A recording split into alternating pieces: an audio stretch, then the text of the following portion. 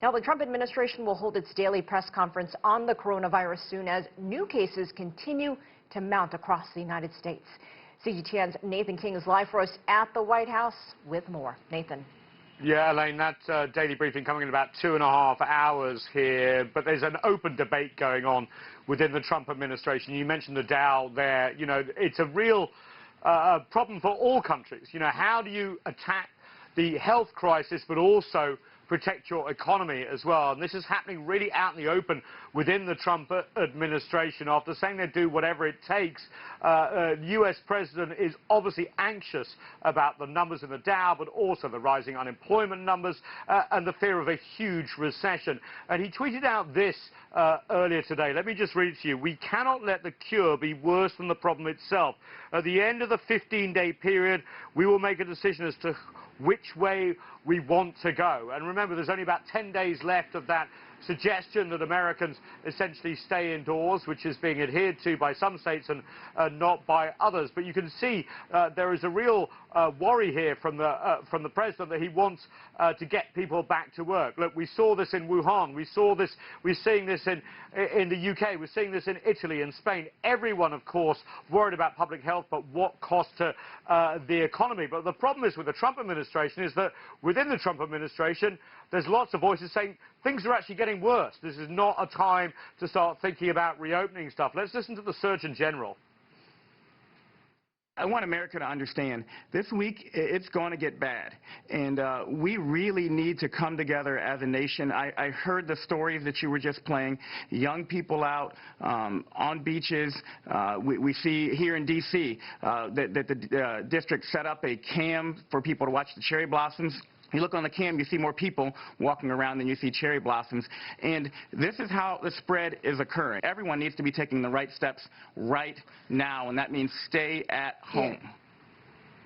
There are other states that are also shutting down. Virginia here, neighboring state to Washington, D.C., closing all schools for the rest of the academic year. Maryland, another neighboring state, Washington, D.C., essentially closing all non-essential businesses in the next few hours. So as the U.S. president is talking about getting the economy back open within the after the 15-day period, we're seeing states essentially saying, hang on a minute, this is actually getting worse, not better. And in the end, it's not really going to be the president's decision, is it? Because a lot of these states, of course, have a lot of leeway to do what they want. They're asking the federal government for more and more stuff, more masks, more ventilators, more federal aid, just as obviously people are worried about the economy. And, of course, this is a constant push and pull between the states and the federal government.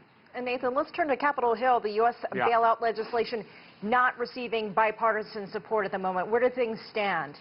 Yeah, there was a real hope this has been passed already, but let's face it, the divides politically in this country even continue with this crisis. A massive stimulus bill could top around $1.4 trillion or more, but it failed to move forward in the Senate for the second time. And the reason is that Republicans and Democrats want to sort of have a slightly different focus.